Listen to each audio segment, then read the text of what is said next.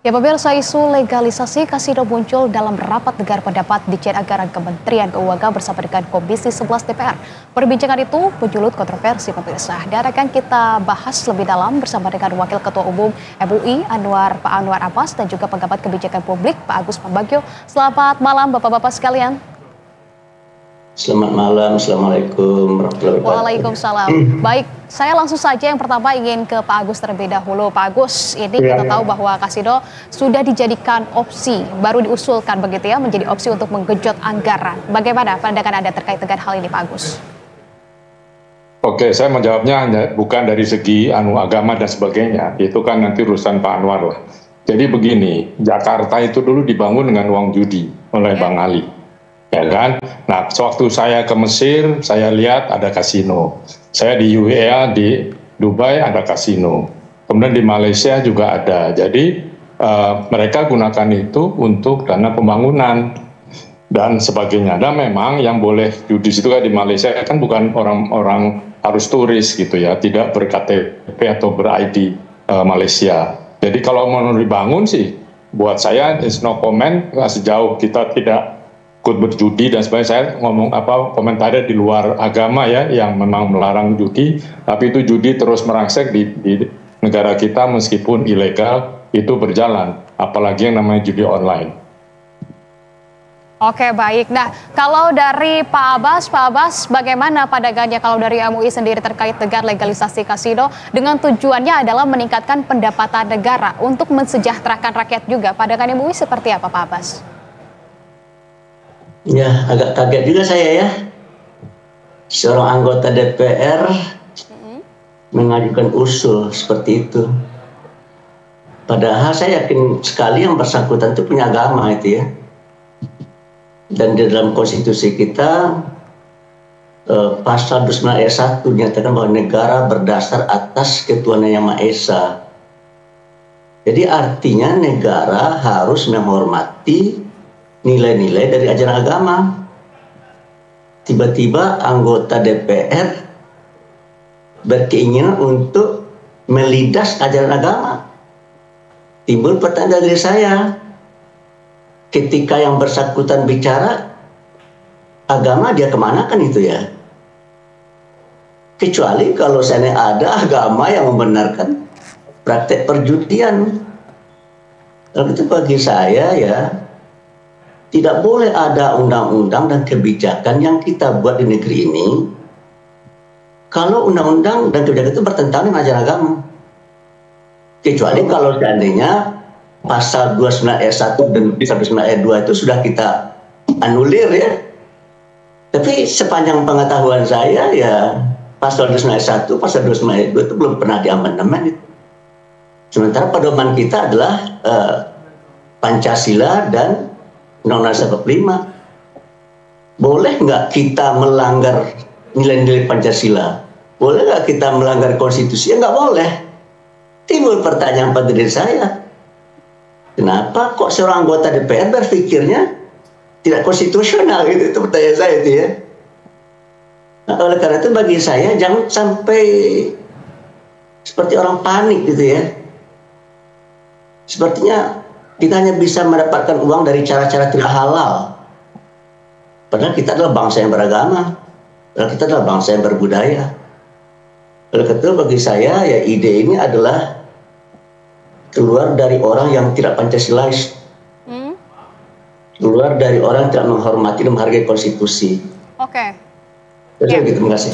Oke, baik. Artinya memang kalau menurut pandangan MUI ini memang tidak bisa diterima, begitu secara konstitusi juga tidak bisa diterima. Nah, Pak Agus, nah kalau kita lihat tadi disampaikan juga oleh Pak Abbas, ini kita seperti orang yang panik. Apakah memang benar kita menghadapi tekanan fiskal yang begitu dalam, begitu sehingga memang opsi dari kasino ini menjadi jurus yang tepat dan juga cepat untuk menambah devisa negara, begitu? Apakah tidak ada opsi lain sehingga kita kemudian dari para anggota DPR kita mengusulkan hal yang tabu seperti ini? Menurut Anda apakah ini menjadi jurus yang cepat dan juga tepat?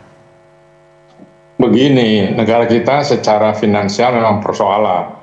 Juni nanti bayar 800 triliun bunganya dan seterusnya, sementara investasi tidak bisa masuk ke sini karena banyak preman dan seterusnya, sehingga memang akan kosong.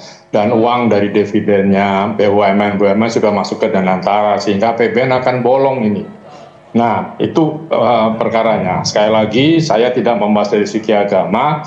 Nah, yang mungkin saya perlu tanyakan pada Pak Akbar adalah bagaimana dengan yang di Mesir, di Uni Emirat Arab, di Malaysia, dan negara-negara Muslim lainnya, mereka melakukan hal itu. Apakah itu juga sama, meskipun mereka tidak mempunyai Pancasila? Nah, ini yang lalu nanti pasti akan debatable di media, seperti apa pro dan kontra. Kalau saya sekali lagi itu memang digunakan oleh banyak negara untuk menutup tambalan defisit, dan dulu Jakarta zaman Bang Ali Sadikin itu memang dibangun dengan uang judi, proyek Kampung Husni Tamrin, kemudian jalan-jalan, gedung-gedung itu menggunakan uang judi.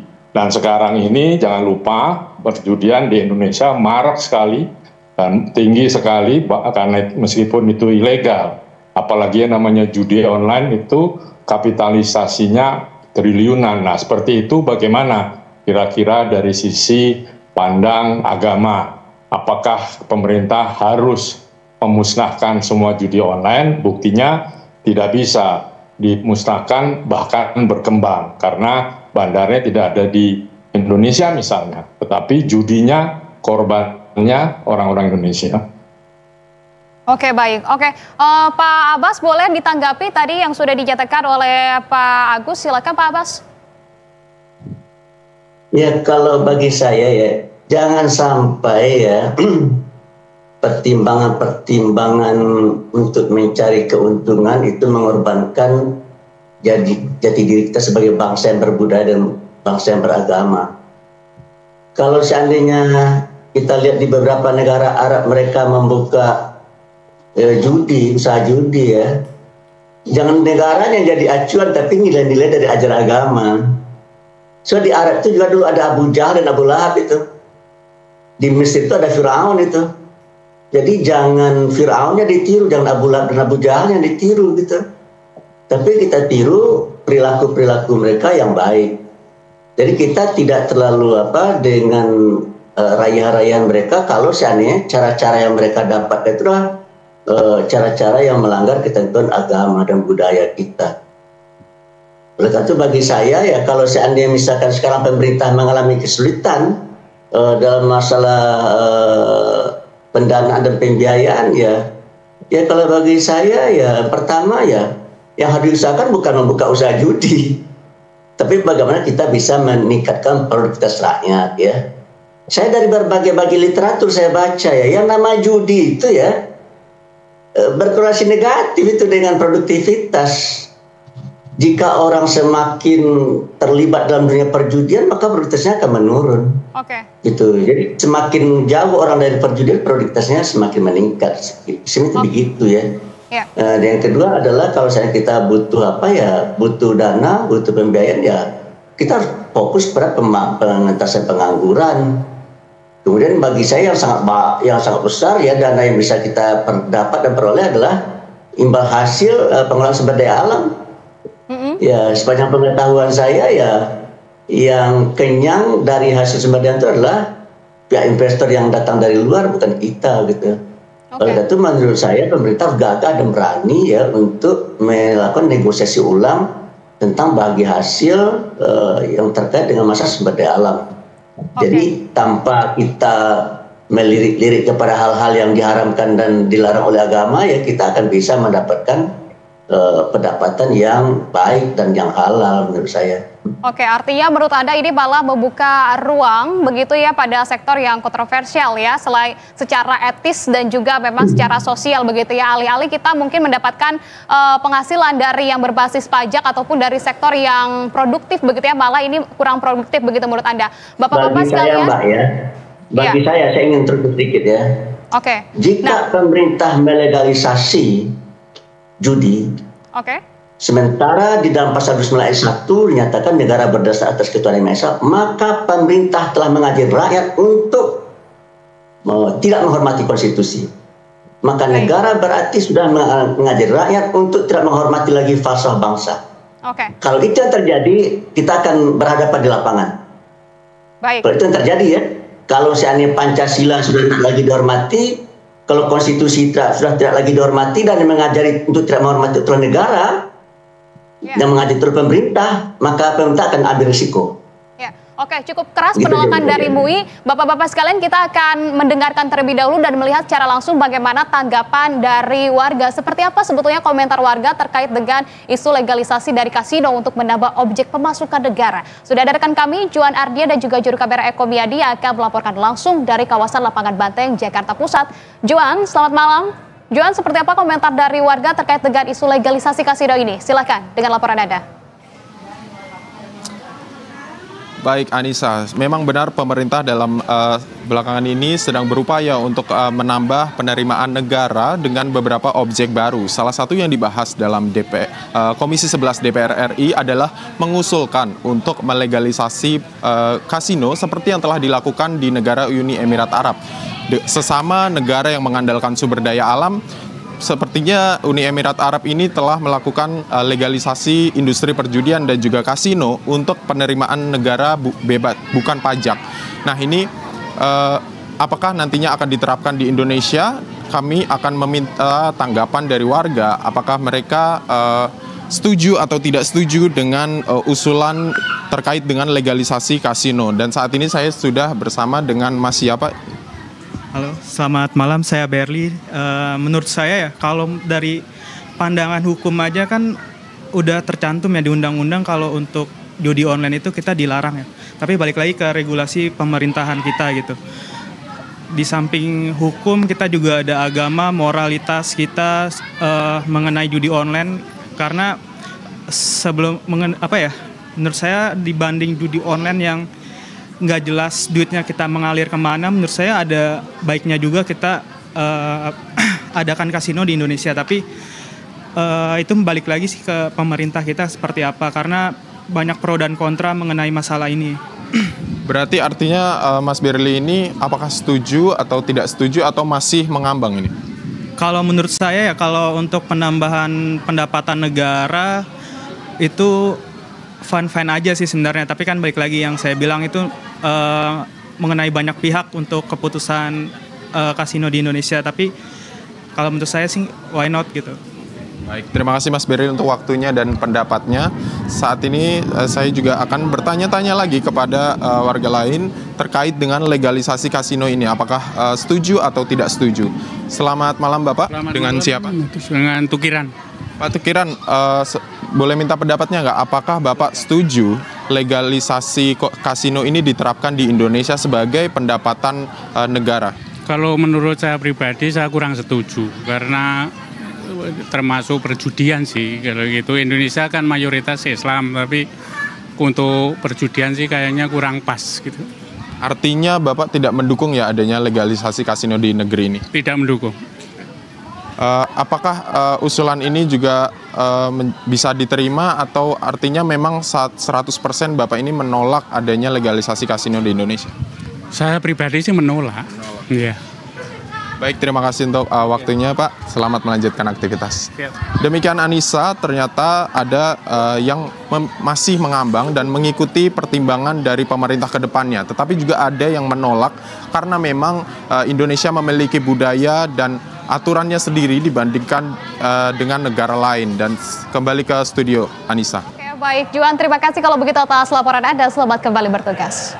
Baik pemirsa, kita lanjutkan perbincangan bersama dengan Pak Agus dan juga Pak Anwar. Nah, Pak Agus dan juga Pak Anwar, saya ingin langsung saja ke Pak Agus. Pak Agus, kalau kita mendengarkan pendapat tadi dari para masyarakat begitu ya, pasti ada yang menganggap begitu dan juga berpatokan pada sosial dan budaya yang kita anut sebagai negara Indonesia begitu ya. Nah, kalau kita berbicara jujur, kasino itu kan bukan hanya uang yang masuk ke dalam kas negara saja, Pak Agus. Tapi kalau menurut Anda, apakah negara kita ini secara prinsip sudah siap menghadapi efek domino sosialnya seperti kemungkinan peningkatan utang pribadi kalau kita lihat dari kasus-kasus resiko ataupun dampak dari perjudian online juga, kemudian juga kriminalitas maupun dari kecanduan itu sendiri. Apakah menurut kacamata Anda kita sudah siap belum secara pengawasan begitu ya untuk menghadapi hal ini? Karena kalau kita berkaca juga dari perjudian online begitu ya, sepertinya pengawasan masih menjadi tantangan untuk kita, negara Indonesia. Pak Agus.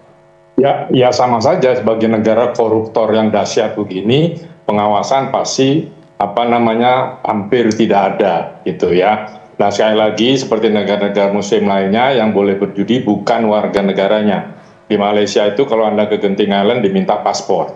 Kalau asing gitu ya. Jadi beberapa itu perlu dibuat underlying-nya secara hukum seperti apa. Ya sekali lagi yang namanya judi di Indonesia bukannya tidak ada banyak, tetapi semua ilegal. Nah kalau ilegal begitu negara memang tidak dapat apa-apa, yang dapat ya bandarnya dan orang-orang itu. Kalau soal tadi mengatur membatasi pribumi atau katakanlah warga negara tidak boleh bermain atau masuk kasino, itu harus dilakukan menurut saya. Tapi sekali lagi dari sisi kebijakan tidak ada persoalan yang mendasar. Kalau soal agama Pak Anwar yang berat untuk membahas, saya bukan ulama jadi tidak akan membahas soal agama. Oke, baik. Maaf saya harus off dulu ya. Oke, baik. Pak Agus, terima kasih banyak kalau begitu atas waktunya dan juga pandangannya. Salam sehat selalu Pak Agus. Baik, kita lanjutkan perbincangan bersama dengan Pak Anwar. Kalau begitu Pak Anwar, sepertinya tadi yang dinyatakan oleh Pak Agus, begitu ya, secara kebijakan, kalau kita kemudian langsung lompat ke kasino, begitu ini kita seperti membangun atap tanpa fondasi yang kuat, begitu ya. Dan juga tentunya kalau dari MUI juga sangat menentang keras, begitu ya, terkait dengan hal ini. Nah, kalau tadi sempat Pak Anwar juga sebutkan, begitu ya, terkait dengan kenapa kita tidak menjadikan opsi dari sumber daya alam yang kemudian untuk bisa digenjot lebih untuk mendapatkan pemasukan lebih, begitu ya, bagi negara. Akan tetapi hal itu sebetulnya sudah dibahas juga Pak Anwar di rapat dengar pendapat Komisi 11 karena Uni Emirat Arab ini juga dianggap mereka sangat berkegantungan juga dengan sumber daya alam yang dinilai ini bisa habis, begitu ya, sewaktu-waktu ketika memang sangat tergantung. Nah, pandangan Anda seperti apa Pak Anwar? Ya, kalau bagi saya ya, kita mau konsisten nggak dengan fasah bangsa kita? Kita mau menjunjung tinggi konstitusi kita apa tidak gitu? Kalau tidak ya silakan saja didirikan itu kasino itu.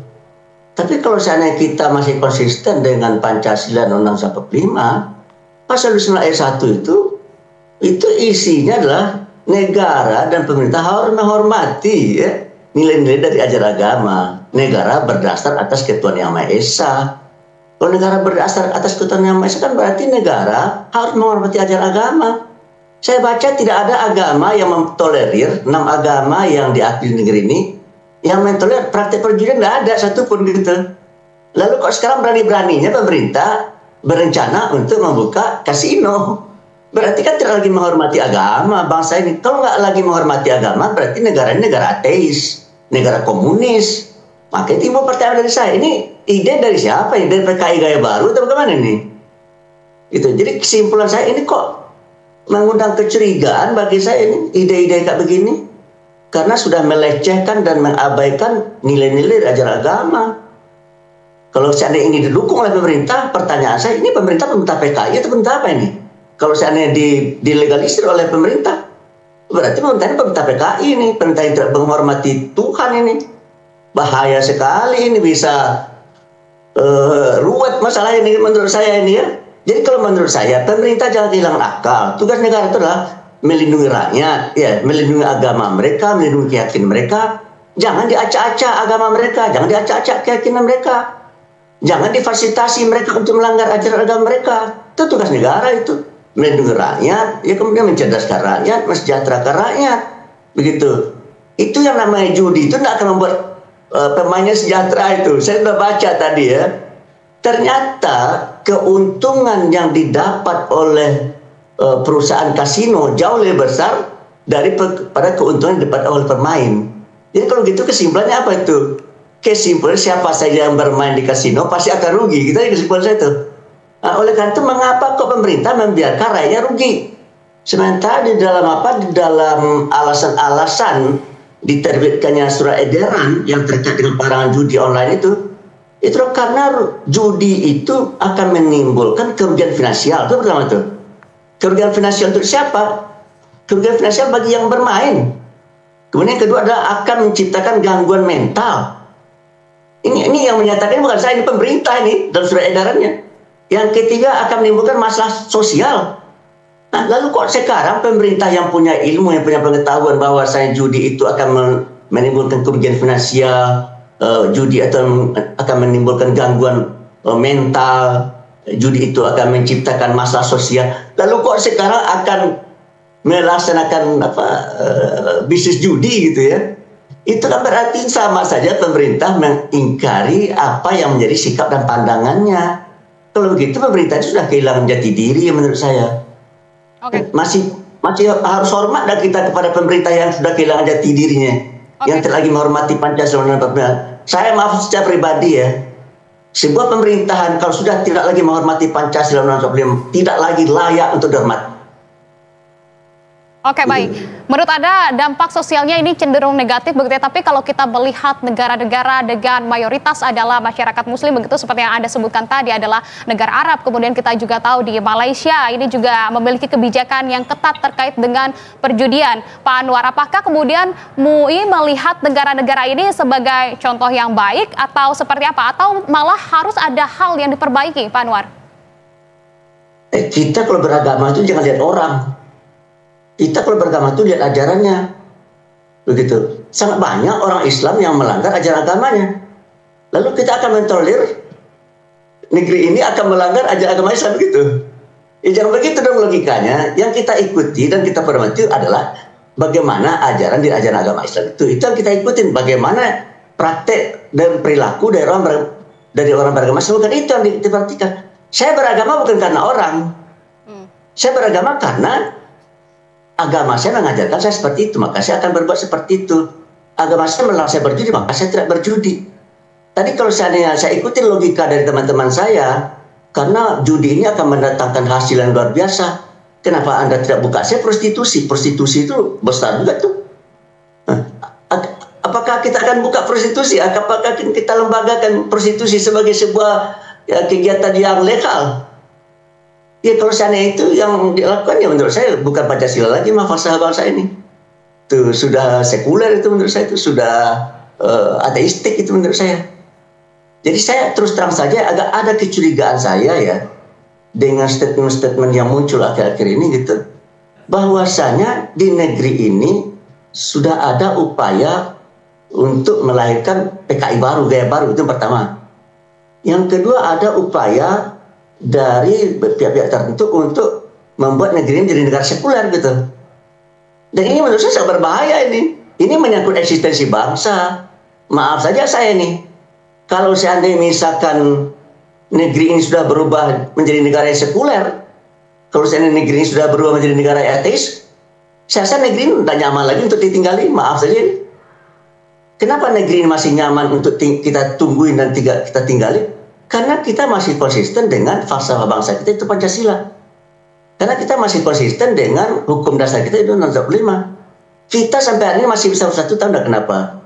Karena kita masih berpegang pada Pancasila Undang-Undang 45. Kalau seandainya pemerintah sudah tidak berpegang lagi pada Pancasila Undang-Undang 45, menurut saya pemerintah yang tidak lagi berpegang pada Undang-Undang 45 itu harus dijatuhkan. Gitu. Oke. Tapi kalau seandainya pemerintah itu berpegang teguh kepada Pancasila Undang-Undang 45, wajib hukumnya mentaati dan mematuhi negara pemerintah.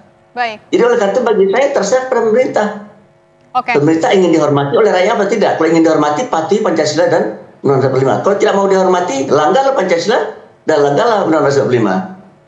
Baik, kalau dari pernyataan Anda tentu ini akan sangat mencederai terkait dengan sosial dan juga moral bangsa itu sendiri begitu ya. Nah, terakhir Pak Anwar, jika memang kasino ini kemudian akan dilegalkan begitu, apakah apa yang menjadi kekhawatiran Anda begitu jika memang kebijakan, apakah memungkinkan adanya kebijakan lain yang memang bertentangan dengan kemudian prinsip dari konstitusi itu sendiri seperti yang Anda sampaikan begitu, ini akan membuka menjadi pintu dari kebijakan-kebijakan lain yang akan keluar dari jalannya prinsip konstitusi itu sendiri, dan dampaknya nanti akan seperti apa menurut Anda, Pak Anwar? Silakan. Maaf ya, kalau kasino dilegalkan di negeri ini, keresahan akan memuncak, dan itu akan membuat posisi pemerintah menjadi tidak baik ya. Saya tidak mau pemerintah saya, presiden saya nama Prabowo akan terganggu oleh isu-isu seperti ini. Dan kalau seandainya kita kesulitan keuangan, masih banyak sumber-sumber lain yang bisa kita kerjakan. Jangan seperti orang kehilangan akal ini mengelola negara gitu.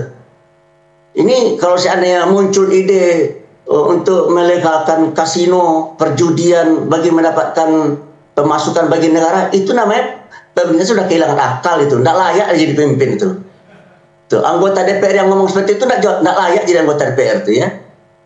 Gitu. Karena dia sudah nggak konsisten lagi dengan Pancasila dan Undang-Undang 45. Untuk apa kita menghormati orang yang tidak lagi konsisten dengan Pancasila dan Undang-Undang 45? Menurut saya itu adalah orang yang akan membuat negeri ini semakin semraut dan semakin terpuruk, ini menurut saya ya. Sementara kalau kita ingin maju, ya ini pesan Jenderal Sudirman ya. Kalau kalian ingin menang, maka kalian harus kuat. Untuk supaya kuat, kalian harus bersatu. Nah, sementara ini adanya ide ini akan membuat kita berpecah belah ini. Nah, kalau misalnya kita sudah tidak bersatu, ya, maka kita akan lemah. Kalau kita lemah, kita tidak akan bisa menggapai dan mencapai apa yang jadi tujuan kita. Oleh karena itu, jangan lakukan hal-hal yang akan merusak persatuan dan kesatuan di antara kita. Dan jangan panik dalam mencari sumber pendapatan baru gitu. Bagi saya, maaf saja ya, kita sangat kaya dengan sumber daya alam, tetapi yang menikmatin sumber daya alam itu adalah para investor dari luar dan di dalam negeri gitu. Baik. Sekarang coba bagaimana cara pemerintah supaya bisa mendapatkan bagi hasil yang lebih menguntungkan bagi bangsa dan negara kita, supaya rakyat kita sejahtera sesuai dengan Amanat Pasal 33 gitu. Oke, baik.